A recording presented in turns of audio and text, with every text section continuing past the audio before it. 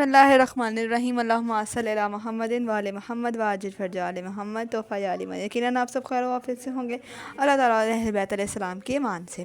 تو آج ہم آپ کے سامنے مولا علی علیہ السلام کی عبادت کا ذکر کرنے لگے ہیں۔ ویسے تو وہ نبی کے وصی ہیں اور اللہ نے ان کو اتنے فضائل سے نوازا ہے کہ جس کو ہم تصور بھی نہیں کر سکتے، مگر عروہ ابن زبیر کہتے ہیں کہ ہم مسجد رسول خدا میں جمع ہو کر مجلس کی شکل میں بیٹھے تھے اور اہل بدر اور اصحاب بیت رضوان کے اعمال کے بارے میں گفتگو کر رہے تھے کہ ابو زوار نے کہا، اے لوگوں، کیا میں تمہیں ایسے بندے سے آگاہ کروں کہ جس کا مال تمام سے کمتر ہے اور جس کی ورک سب سے افضل اور جس کی کوشش عبادت بہت زیادہ ہے؟ ہم نے کہا وہ کون ہے؟ کہا علی ابن ابی طالب علیہ السلام۔ تو خدا کی قسم جو کوئی اس محفل میں تھا اس نے سن کر منہ پھیر لیا۔ ایک انصاری نے ابو درارہ سے کہا، اے عمریم، تم نے ایسی بات کی ہے کہ کسی نے تیری موافقت نہیں کی۔ ابو درارہ نے کہا کہ اے لوگو، میں نے جو کچھ دیکھا وہی کچھ کہا، اور تم کو بھی چاہیے کہ جو کچھ دیکھو وہی کہو۔ میں نے خود علی ابن ابی طالب کو نجار میں دیکھا کہ اپنے موالی سے علیحدہ ہو گئے اور دور کھجور کے درختوں کے جھنڈے کے پیچھے غائب ہو گئے اور میری نظروں سے اوجھل ہو گئے، اور میں نے خیال کیا کہ شاید گھر تشریف لے گئے ہیں۔ ناگہاں ایک دردناک گریہ کی آواز اس جھنڈ سے آتی ہوئی محسوس ہوئی۔ میں معلوم کرنے کے لیے بڑھا کہ یہ کون ہے جو گریہ کر رہا ہے۔ جب قریب پہنچا تو آواز آنے لگی، اے خداوندہ، تیرا کرم ہے کہ تیری کوتاہیوں کے تو نے نظر انداز کیا اور مجھے عظیم نعمتوں سے نوازا اور اپنے کشف کی بزرگی عنایت کی۔ بارہ الہی، میں اپنے گناہوں کے سلسلے میں تجھ سے مغفرت طلب کرتا ہوں، اس کے علاوہ کوئی آرزو نہیں رکھتا اور سوائے تیری رضا کے میں کچھ نہیں مانگتا۔ میں یہ جملہ سن کر آگے بڑھا تو دیکھا کہ علی علیہ السلام ہیں۔ میں نے خود کو درختوں میں پوشیدہ کر لیا۔ جناب امیر نے اپنی مناجات کا سلسلہ آگے بڑھاتے رہے، کہا، اے خداوندہ، تو مرضی کا حال جانتا ہے، تو جانتا ہے کہ میرے دل کو تیرے خوف نے جگڑ لیا ہے۔ خداوندہ، میں اس وقت سے پناہ مانگتا ہوں جب نامہ اعمال سامنے آئے گا۔ بارہ الہی، میں اس نامہ اعمال کے عشر شعر کا بار اٹھانے کے قابل بھی نہیں ہوں۔ مجھے اس سے محفوظ رکھ، مجھے اس سے بار سے محفوظ رکھ جس کو اٹھانے کی طاقت ایک پورا قبیلہ بھی نہیں رکھتا۔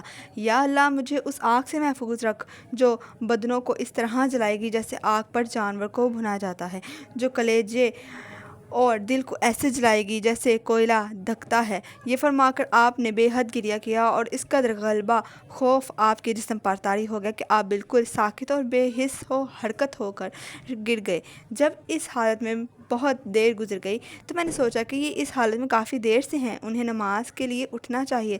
لہٰذا جب میں نے انہیں چھو کر دیکھا تو علم ہوا کہ آپ ایک خشک لکڑی کی مانند ہیں، پڑے ہیں اور اٹھنے بیٹھنے کی قوت سے عاری ہیں۔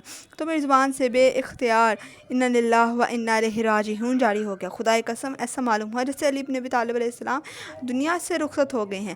پھر میں وہاں سے ان کے گھر کی طرف چلتا کہ ان کی موت کی خبر بی بی کو پہنچا دوں۔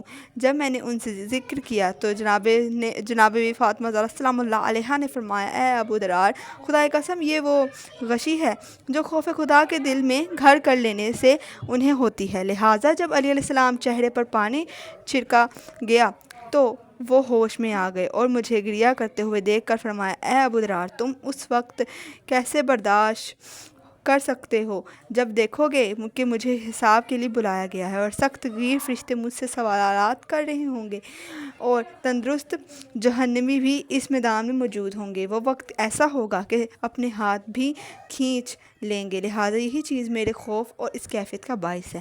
اے ابو درار، جان لو کہ خدا سے کوئی پردہ نہیں۔ حضرت ابو درار فرماتے ہیں، خدا کی قسم، علی علیہ السلام جیسی حالت میں نے کسی صحابی کی نہیں دیکھی۔ مولا علی علیہ السلام کی عبادت کی حالت جو ابو درار بتا رہے ہیں اور جس طرح انہوں نے دیکھی، یہ وہی حالت ہے کہ ایک امام وقت کی ہو کے، ایک صحابی ہو کے اور ایک نبی کے وفادار ساتھی ہو کر جس کی ایک حالت اس طرح کی ہوگی، اور ہم انسان کی اس نماز میں حالت کیا ہوتی ہے جبکہ ہمارا فوکس اس نماز خدا اور پروردگار کے اندر بہت کم ہوتا ہے۔ بہت سے لوگ ہیں جو نماز تو پڑھ رہے ہوتے ہیں پر ان کا دھیان اس جگہ پہ نہیں ہوتا۔ تو یہ ایک صحابی کی ایک یہ امام وقت کی ایک اللہ کے وسیع کی ایک عبادت کی حالت کا مقام بتایا گیا ہے۔ سبحان اللہ۔ اگر آپ کو ویڈیو اچھی لگی ہو تو ویڈیو کو لائک کیجیے گا، چینل کو سبسکرائب کیجیے گا، اپنا بہت زیادہ خیال رکھیے۔ اللہ حافظ۔